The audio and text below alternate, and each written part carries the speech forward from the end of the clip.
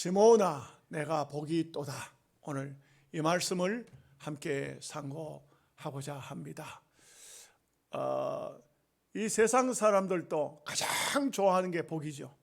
그래서 복을 받으라 하면은 싫어할 사람은 아무도 없습니다.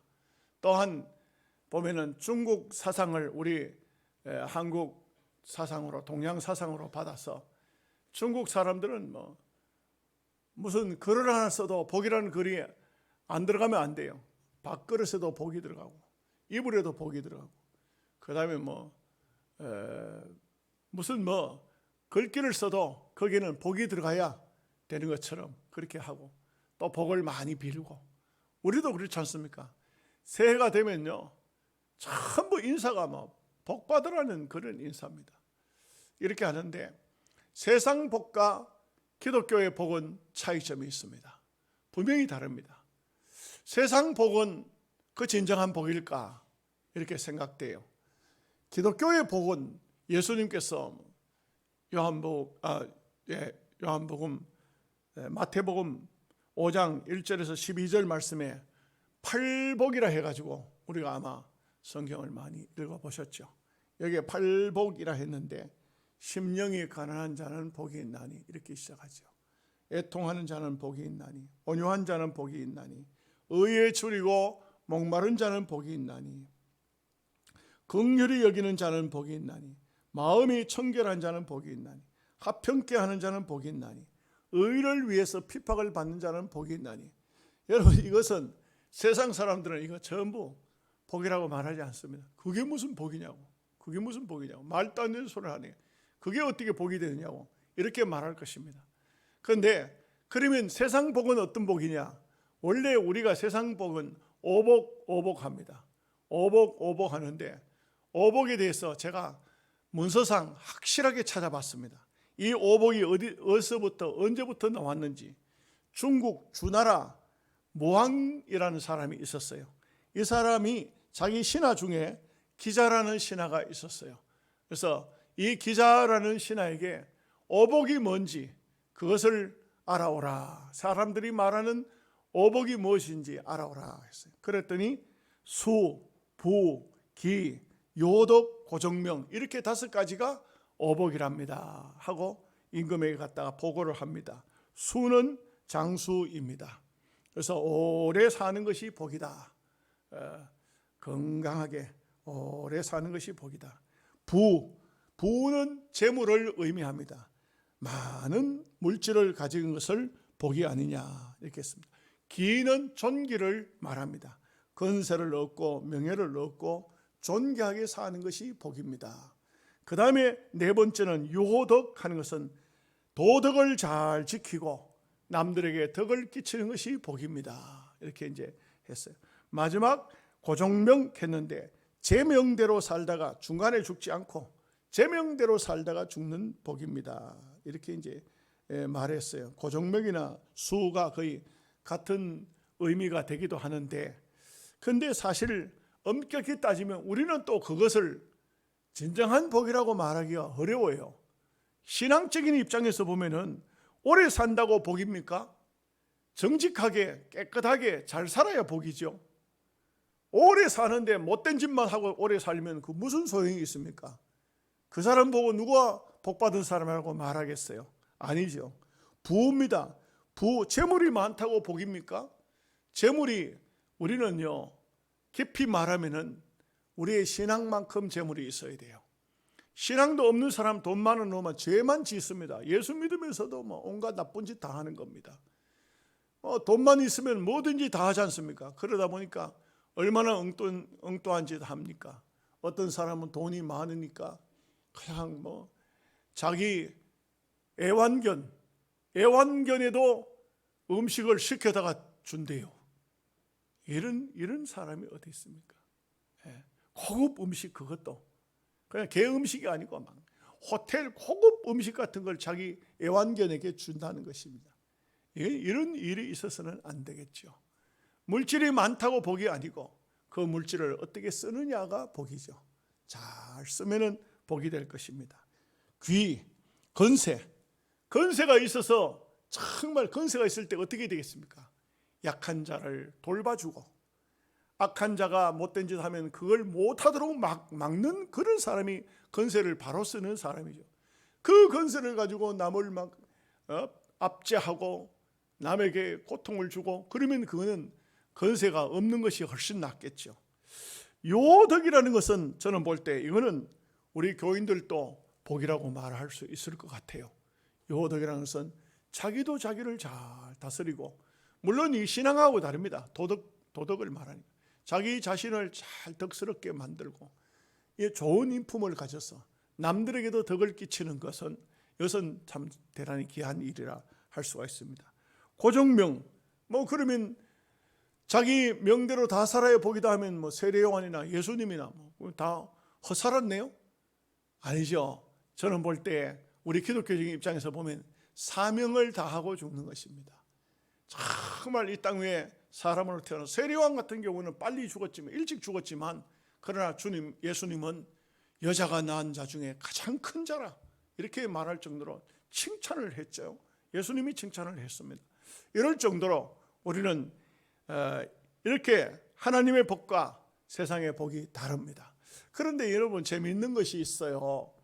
팔복하는데 팔복을 엄밀히 따지면 복이 있나니 복이 있나니 했는데 그 복을 예수님께서 말씀하신 것을 번역을 한 거 아닙니까? 히브리어를 한국말로 번역한 거 아닙니까? 그 번역할 때 히브리어에서 번역을 하지 않고 우리 성경은 중국어에서 번역해 왔어요. 중국 사람들 앞에 말씀드린 것처럼 원체 복을 좋아하니까 그러니까 이 복에 대해서 이야기를 하는데, 사실 엄격히 말을 하면 이렇게 됩니다. 마태복음 5장 3절부터 심령이 가난한 자는 복이 있나니 너희가 천국 백성이라 이렇게 했는데, 사실 여기에 심령이 가난한 자보다가 복이 먼저 들어가기를 원문은 이렇게 시작했어요. 마카리어스 하는 것은 카리어스는 은혜인데 은혜가 너희에게 왔도다. 은혜가 너희에게 왔도다. 이런 말이에요. 은혜가 임하였도다. 우리말로 은혜 받았습니다. 은혜 받았습니다 했더니 어떻게 되냐면 호이토이, 아주 마음이 가난해졌습니다. 마음이 다 비워졌습니다. 마음을 다 은혜를 받으니까 이제 욕심 없어요. 욕심 없습니다. 은혜 받으니까 잘 사는 것도 별로 욕심 없고, 부자가 되고 건세가 있고 무슨 명예가 있고 다 욕심을, 내 마음 다 비웠어요. 은혜를 받으니까 내 마음이 아주 깨끗하게 다 비워졌어요. 얼마큼 비워졌느냐? 거지처럼 비워졌어요. 아무것도 없는 다 비워진. 그 다음에 하는 말이 뭐냐면 푸뉴막 하는 건 영혼인데, 푸뉴마틱 하면 영혼이 들어가는 장소 이렇게 말. 그러면 뭘 말하냐면, 여러분 보십시오. 은혜가 임하였도다. 내 마음은 다 비워지고 그 사람은 천국에 들어갈 것이다. 이것이 마태복음 5장 3절이에요. 우리는 이것을 중국어에서 번역하다 보니 심령이 가난한 자는 복이 있나니 저희는 천국 백성이로다 이랬는데, 사실상 은혜를 받아야, 그러면 은혜가 복이 맞느냐? 맞죠? 은혜 받는 게 복 맞습니다. 여러분, 우리 기독교 입장에서는 돈 많이 버는 것도 일종의 복이겠지만, 그러나 그거는 진정한 복이 아니고, 은혜를 충만하게 받았다, 그 사람 복 받았다, 그 사람 영적으로 볼 때 복 있는 사람이다, 이렇게 말할 수가 있겠죠. 그래서 우리가 기독교 입장에서는 여기에 팔복은 전부 8가지가 다 은혜예요. 은혜입니다. 그러니까 여러분 똑같은 얘기잖아요. 은혜를 받았도다, 애통하게 되고 주님께 위로를 받을 것이다. 그게 4절 애통하는 자에 대한 말씀이죠. 이거 전혀 달라요. 우리가 지금 우리 성경에는 번역상 조금 문제가, 원문하고는 조금 문제가 있어. 틀리다는 말은 아니에요. 맞기는 맞는데, 정말 은혜 받는다, 또 복 받는다, 은혜가 복이다, 막 이렇게 말하는 데는 틀림은 없겠지만 그렇게 우리가 볼 수가 있습니다. 이 시몬이 그러면 도대체 어떤 복을 받았느냐? 첫째는 하나님의 말씀이 믿어지는 것입니다. 여러분, 하나님의 말씀이 믿어집니다. 이게 얼마나 복입니까? 우리 조금 전에 장로님 기도하셨지만 잠언서, 요한계시록, 여러분 요한계시록 같은 경우에 여러분이 설교를 듣지만, 아이고 목사님 저렇게 희황한 말씀을 자꾸 하시노? 이럴 수도 있어요. 제대로 안 들으면. 도무지 요한계시록을 읽어보면 여러분들 어떻습니까? 여러분 요한계시록을요, 목사도 기도 안 하고 읽어보면 시험 들 수도 있어요. 도대체 말도 안 되는 얘기를 자꾸 하는 것 같은데, 근데 좀 학자들이 깊이 있게 기도하면서 이걸 해석해 놓은 것을 읽어보면 이해가 되고, 또 충분하게 이해되지 않으면 설교를 할 수가 없어요. 그런데 여러분들 같은 경우는 요한계시록 그냥 읽으면 무슨, 여러분 성경 필사했죠? 요한계시록이 머릿속에 들어옵니까? 그냥 필사했습니까? 그냥 필사했으면 아무런 의미가 없어요. 옛날에 우리 아버지 살아계실 때 우리 형님 보고 나는 성경 3번 읽었다. 우리 성경 3번 읽었지만 우리 아버지는 그때 예수 안 믿었거든. 어떻게 성경을 어떻게 봤느냐? 뭐라고 하시냐면 우리 형님 보고 그 꽤 많은 사람이 썼더라. 성경을 보고 꽤 많은 사람이 썼다는 거예요. 또 잠언서를 갖다가 이렇게 말하더라고. 명심보감의 구절이 이런 구절이 있는데 잠언서에는 이런 구절이 있다. 명심보감하고 잠언서하고 비슷한 말이 많다 이게. 그래가지고 그거다 막 명심보감이다. 우리 아버지의 주 공부는, 주된 공부는 명심보감. 그리고 성경을 그거다 붙이니까 성경에 뺏겨온 줄 알고 있어요. 우리 아버지는 성경이 먼저 나왔느냐 명심보감이 먼저 나왔냐, 말도 안 되는 얘기죠. 성경은 6,000년 전에부터 성경이 기록이 되어 있는데 명심보감 나온 지 얼마 됐다고. 근데 우리 아버지 입장에서는 뭐냐면 그 꽤 많은 사람이 명심보감을 보고 뺏겼다는 거예요. 이게 반대로. 그러니까 여러분 성경을 3번 읽어도 하나님 말씀으로 믿은 게 아니고 그 좋은 말씀으로 믿은 거예요. 좋은 말씀으로. 그래서 저는 하는 말이 그 꽤 많은 사람이 있어서 어리석은 사람 많이 꼬여 먹겠더라. 우리 아버지는 아들 장로 앉혀놓고 그렇게 얘기하시는 거예요. 그렇게. 여러분, 그러니 참 우리가 성경을 하나님 말씀으로 읽기 위해서는 반드시 목사가 필요하고 또 학자들이 필요하죠. 깊이 있게 연구해서 이게 무슨 뜻인가. 그런데 중요한 것은 아무리 깊이 있게 아무리 기도하면서 말씀을 했다 해도 여러분 마음속에 말씀이 믿어지느냐 이거죠. 말씀이 믿어지느냐, 아멘 되느냐, 그냥 듣느냐.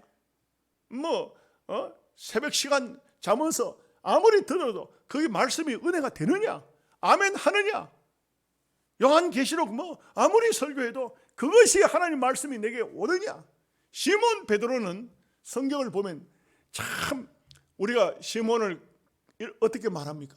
참 무식한 사람이다 이렇게 말해요. 이 사람들이 개념이 어부니까 공부를 뭐 했으니까 무식한 사람일 것이다 하는 것이 그 마음인데, 실제는 보면 베드로는 그렇지 않아요. 정말 훌륭한 사람. 베드로전서 베드로후서를 보면요, 여기는 육신적으로 뿐만 아니고 영적인 말씀이 그 속에 많이 포함되어 있어요. 아주 깊이가 있어요. 너무 깊이가 있어요. 베드로전후서를 읽어보면요 굉장한 깊이가 있어요. 그래가지고는 괜히 의심을 받아요. 그 베드로가 썼겠나, 다른 사람이 안 썼겠나.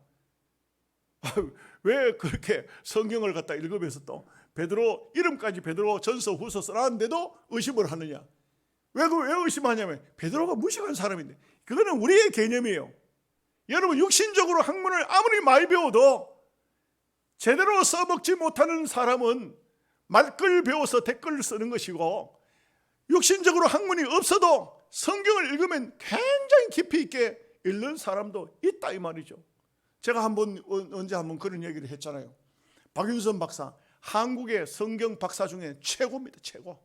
이분 따라갈 사람은 아직까지 없어요. 지금도 없습니다. 그분 써놓은 주석은 너무너무 귀한 주석이에요. 목사님들 치고 박윤선 박사 주석 없으면 그건 목사가 아니에요. 모든 주석을 읽다가 해결이 안 되면 박윤선 박사 주석을 읽어보면 그게 맞으면, 여기에 있던 1, 2, 3, 4, 5 있던 것 박윤선 박사 주석에 있으면 믿는 거예요. 이게 맞다. 그런데 박윤선 박사 주석에 없는 얘기를 하면은 그거 좀 이상한데 이렇게밖에 안 돼. 이 박윤선 박사가 휴가차 시골 왔다 이거죠. 바닷가 거닐고 있다 이거죠. 수요일날 저녁에 종을 치는 겁니다. 교회, 시골 교회. 그리고 이 박 박사가 바닷가를 거닐다 휴가를 왔으니까 그냥 쉬려고 하다가 교회 종소리가 들리니까 간 거예요. 간 겁니다. 그래 갔더니 이 시골 교회에 목사님도 없어, 전사님도 없어요. 장로님이 일하다가 들어와가지고 양말도 안 신고 그냥 막 일하던 복장 그대로 수요일 예배 간단하게 예배를 인도하려고 했던 거 아니 말하자면 밥도 못 잡수고 일하다 오셔가지고 그렇게 하는 거예요. 그 목사님이 앉아가지고 듣는데 성경을 딱 제키고 성경을 해석을 하는데 목사님 생각에는 뭐라고 저 장로님이 뭐라고 설교를 하려는가 싶었는데 세상에 아직도 주석도 안 나왔을 때 주석 한참 쓰고 있을 때 거기 그 주석이 자기가 기도하면서 연구해서 써놓은 주석을 저 장로님 입에서 나오는 거예요. 좀 미안합니다. 그냥 계산적으로 하는 겁니다. 저 무식한 장로가 성경을 어떻게 해석하겠나? 똑같은 박사님의 해석이나 저 장로님의 해석이나 똑같은 거예요. 왜? 기도하니까 성령이 가르쳐 준 거잖아요. 이게 얼마나 놀라운 일인 것입니까? 여러분, 그렇습니다. 성경 해석은 아무리 똑똑하다고 잘 해석하는 게 아니에요. 영적으로 깊이가 있으니까 그 말씀을 해석하는 것이죠. 베드로가 정말 귀한 것은 하나님 말씀을 다른 제자들하고 특이하게 달라요. 다음번에 말씀드리겠지만 특이하게 달라요. 정말 하나님 말씀을 그대로 믿는 것입니다. 이것이 바로 베드로가 복이 있다, 내가 복이 있다, 이렇게 주님께서 말씀하신 것이죠. 두 번째, 이 시몬 베드로가 내가 복이 있도다 한 것은 시몬 베드로는요 정말 믿음의 선물을 충만히 받았어요. 아주 믿음이 풍성했어요. 여러분, 예수님의 제자들이라고 해서 다 믿음이 좋았던 거 아니에요. 보면은 도마 같은 경우는 예수님이 십자가에 못 박혀 죽으실 때까지도 예수님을 안 믿었어. 하나님의 아들을 안 믿었어. 부활했다 하는데도 에이 뭐 예수님이 부활해. 나는 예수님 정말 부활했는지 안 했는지 내 손가락으로 예수님 못자국에 손가락 집어넣어 보고 창자국에 손가락 넣어보고 그리고 믿지. 나는 그냥 안 믿는다. 예수님이 3년 6개월 동안 데리고 다니시면서 말씀을 전하고 표적을 일으키고 수많은 역사를 일으켰지만 도마는 안 믿었어요. 예. 오늘날 또 보면 교회 안에 그런 분들이 있지요. 뭐라고 하냐면 나는 과학적이지 신앙은 그렇게 받아들이지 않아. 그냥 물이 포도주 그거는 내가 눈으로 안 본 이상 못 믿어. 예? 그 절대로 안 믿겠다고. 보리도 5개 물고기 2마리 에이 그건 무슨 말도 안 되는 그런 소리를 하느냐고. 그러니까 신신학자들이 하는 말을 그걸 더 받아들이는 거죠. 수많은 사람들이 신신학자가 뭐라고 합니까? 어린아이가 보리도 5개 물고기 2마리 내놓으니까 양심의 가책을 받아가지고 전부 도시락 싸왔던 거 다 그 잡아내가지고 그렇게 먹으니까 다 먹고 12바구니나 남았다고. 신신학자들은 그렇게 말하고 있는. 그런데 그걸 더 믿겠다고 하는 사람들이 얼마나 많이 있는지 몰라요. 이 신학도요 딱 2가지로 갈라졌어. 정말 하나님이 살아계신 전능하신 하나님 쪽에서 그렇게 해석하고 기도하고 그렇게 말씀을 전하는 사람, 한쪽에서는 과학적으로 안 믿는 건 그거는 성경이라 해도 쓸 수가 없어. 그래서 막 폴 틸리라는 사람은 성경을 다 난도질하고 막 프리드리히 니체는 하나님이 없다고, 하나님이 죽었다고, 이렇게 하나님은 벌써 옛날에 사시다가 옛날에 죽었다고 이렇게 말하고 그다음에 수많은 그 신신학자들이 많아요. 보면 역사 속에 보면 볼트만 같은 사람도 그리고 이상한 사람들 참 많아요. 그런데 우리가 하나님 말씀을 그대로 액면 그대로 믿을 수가 있느냐? 정말 말씀을 말씀대로 그대로 믿을 수가 있느냐? 이거 대단한 믿음인 것입니다. 여러분, 시몬이 예수님 앞에 참 칭찬을 많이 받았거든요. 시몬이 예수님 앞에 칭찬받았는데 여러분 한번 들어보십시오. 누가복음 5장 1절에서 11절 말씀에 보면 고기 잡는 얘기가 나와요. 예수님께서 저 깊은 곳에 그물 내리라. 고기를 잡았지 않습니까? 엄청 많이 잡았어요. 요한과 야고보 저쪽에서 또 역시 아침에 고기 몇 마리 없었는가 봐. 그 그물 싣고 있는데 불렀거든. 그래가지고는 2배의 그물을 땡겨 올리니까 2배의 고기가 가득할 정도였어요. 엄청난 고기가 잡힌 겁니다. 그런데 베드로의 형제가 안드레죠. 안드레나 야고보나 요한이나 아무도 말하지 않는데 베드로만이 예수님 발 앞에 와서 무릎을 꿇고 주여 나는 죄인입니다. 나를 떠나십시오. 이렇게 말해요. 여러분, 여기에서 아주 중요한 의미가 있어요.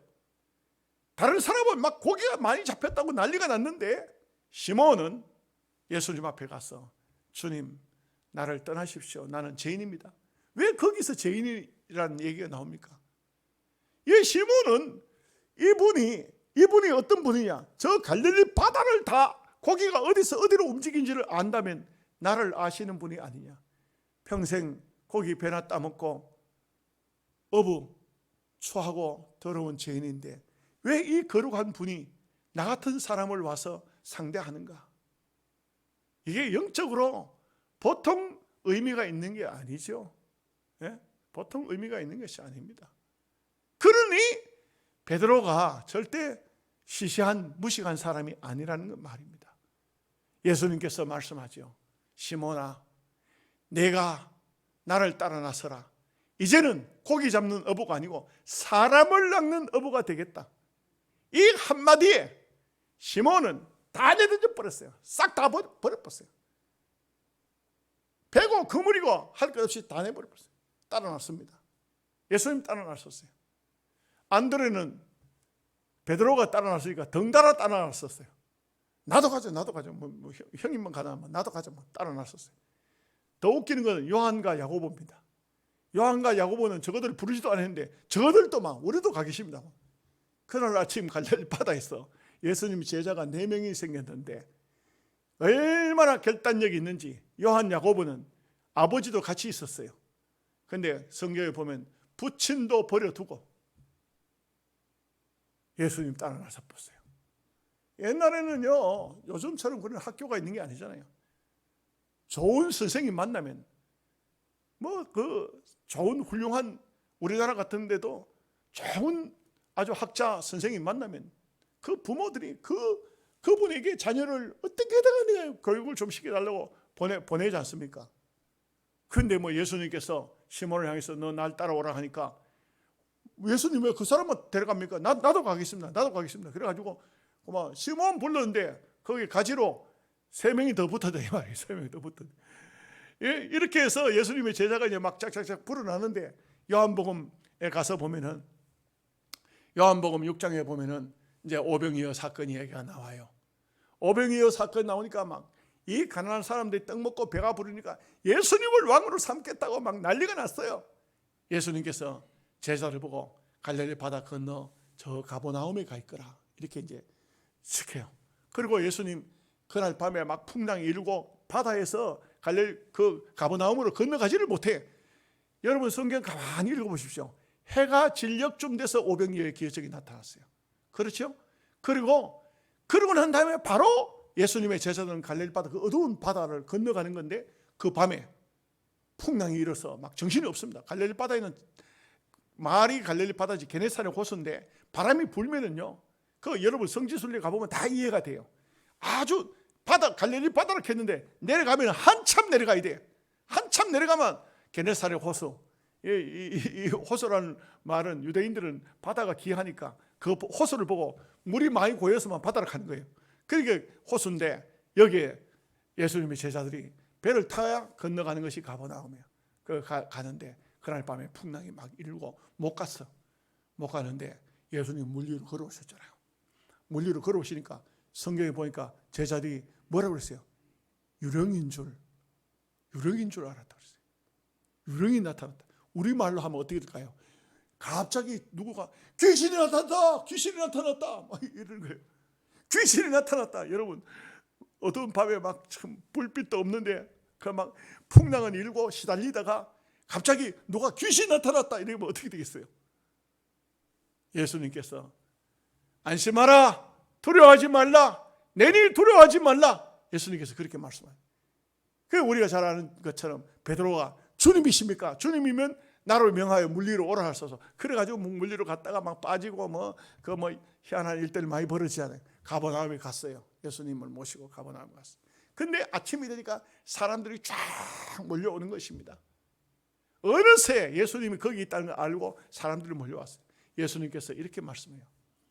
저 사람들이 나를 찾아오는 것은 표적을 본 까닭이 아니에요. 보리떡 5개 물고기 2마리 5,000명 먹였으면 그게 표적이 하나님 아무나 하는 게 아니에요. 여러분 절대 못 합니다. 저도 절대 못 하고요. 하나님만 하시는 일 아니겠습니까? 그 하나님이시구나 이런 표적을 본 것이 아니고 떡을 먹고 배부른 까닭이라 나를 찾아온다. 그 무리들을 보고 예수님께서 하신 말씀이 너희가 떡을 먹고 나를 찾아왔는데 그 떡은 너희 조상들이 광야에서 다 먹어서도 죽었느니라. 영원히 죽지 않는 떡을 먹어야 하리라. 영원히 죽지 않는 떡. 영원히 죽지 않는 떡이 무슨 떡입니까? 많은 사람이 그 떡을 우리에게 주사 다시는 줄이지 않게 하옵소서. 이 예수님은 영적으로 말씀하는데 이 사람들은 육신적으로 받아들이는 겁니다. 그러니 여러분 영과 육의 사람은 영을 깨닫지 못한다고 바울이 말했지 않습니까? 깨닫지를 못하는 거예요. 예수님께서는 욕심만 살면 되는 것이 아니고 나를 받아들여서 나를 믿어서 하나님의 아들을 믿어서 영원히 살라는 것인데 이 사람들은 그런 떡을 영원히 죽지 않는 떡을 나에게 주사 다시는 줄이지 않게 해달라. 이게 전혀 맞지 않습니다. 우리는 하나님 말씀을 먹으면 영원히 삽니다. 떡을 먹어서 영원히 사는 것은 아닙니다. 여러분 암만 열심히 떡을 먹고 열심히 밥을 먹지만 어느 순간 얼마 정도 될까요? 제가 계산해 보면 1680그릇 정도 되더라고요. 보통 1680그릇쯤 먹으면은 뇌가 뽕이 먹고 다 먹고 올라가듯이 올라가야 돼요. 여러분 아시겠어요?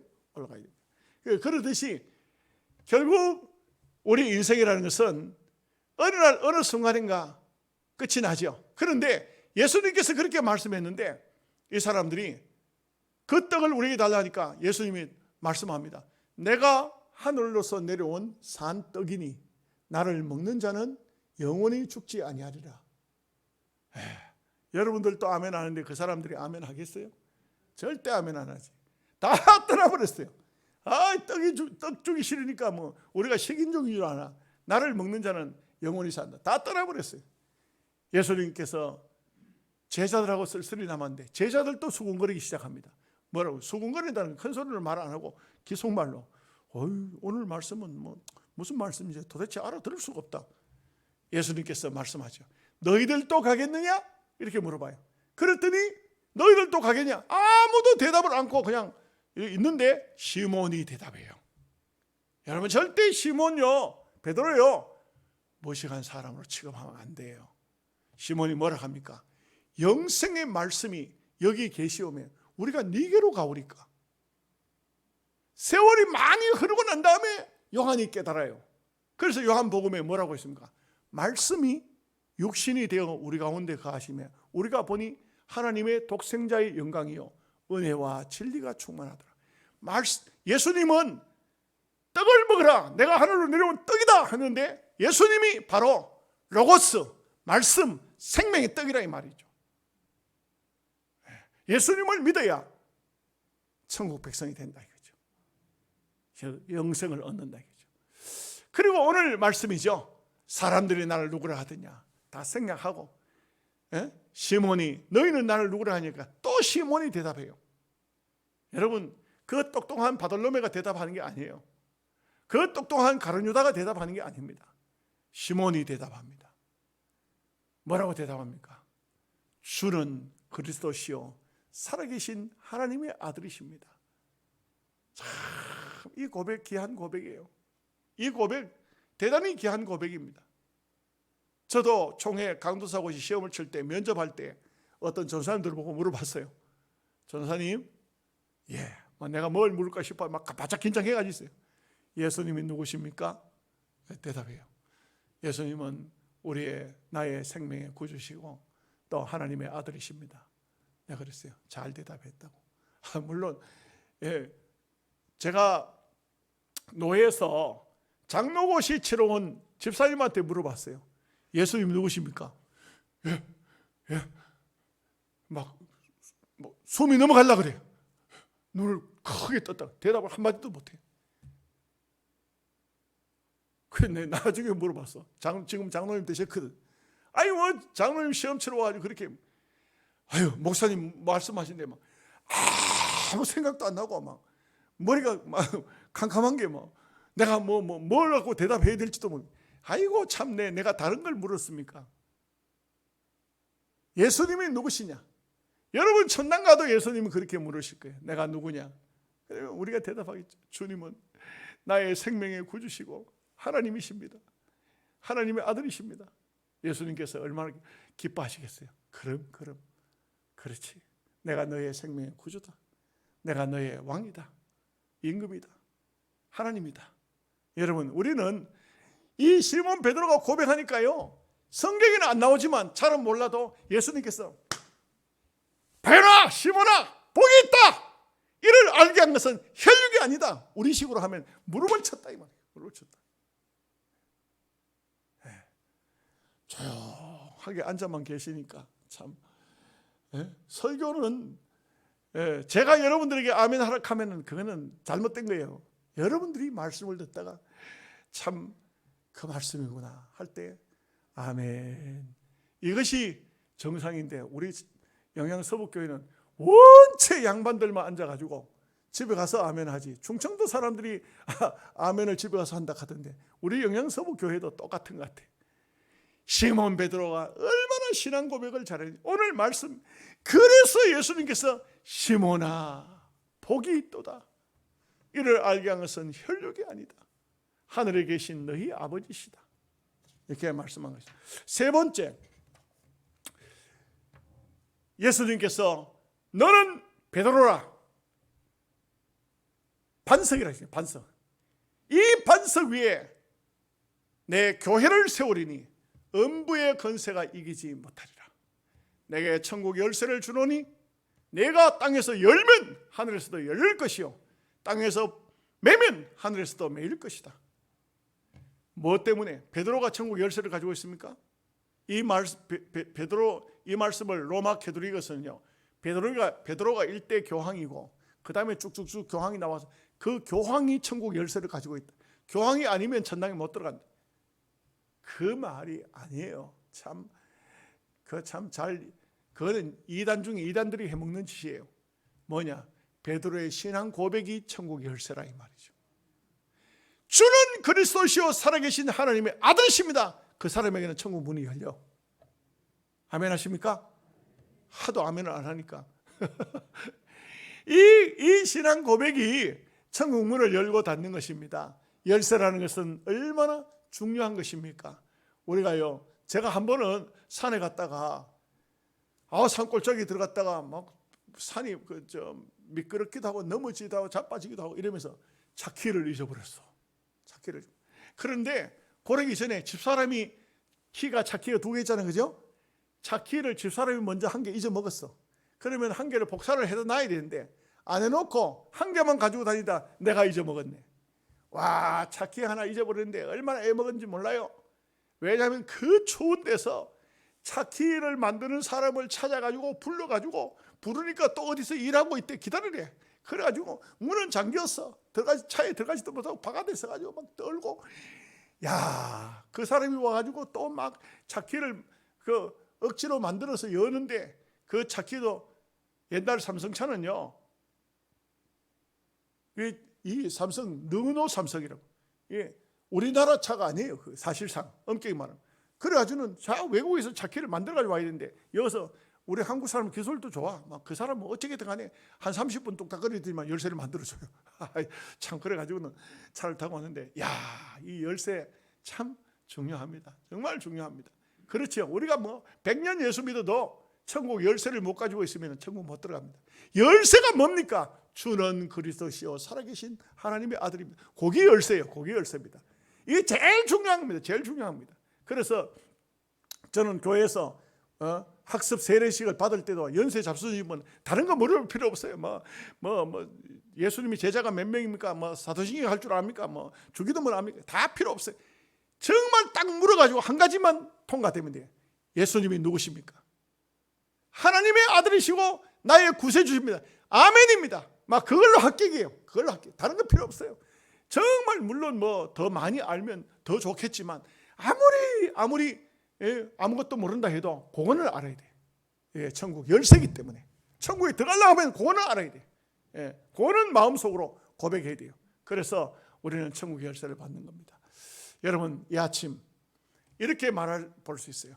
시몬아 내가 복이 있도다. 근데 이것이 영적으로 오늘 우리에게도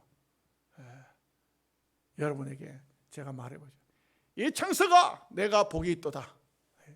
오늘 여러분들이 한번 자기 스스로를 향해서, 이게 시몬뿐만 아니고 여러분이 다 여러분을 향해서 한번 해보세요. 저 뭐 아무 말도 안 해. 어째 영적으로 볼 때 여러분들에게 주님께서 말씀하십니다. 이 기후가 네가 복이 있도다. 우리 건성조장 성준아 네가 복이 있도다. 이를 알게 한 것은 혈육이 아니다. 네가 예수 믿겠다고 믿은 게 아니다. 얼마나 귀중한 축복입니까? 이 귀한 은혜, 이 귀한 축복이 여러분의 심령 속에 충만하기를 예수님의 이름으로 축복합니다. 아멘. 기도하겠습니다. 하나님 아버지 감사합니다. 오늘 주의 말씀을 통해서 시몬아 내게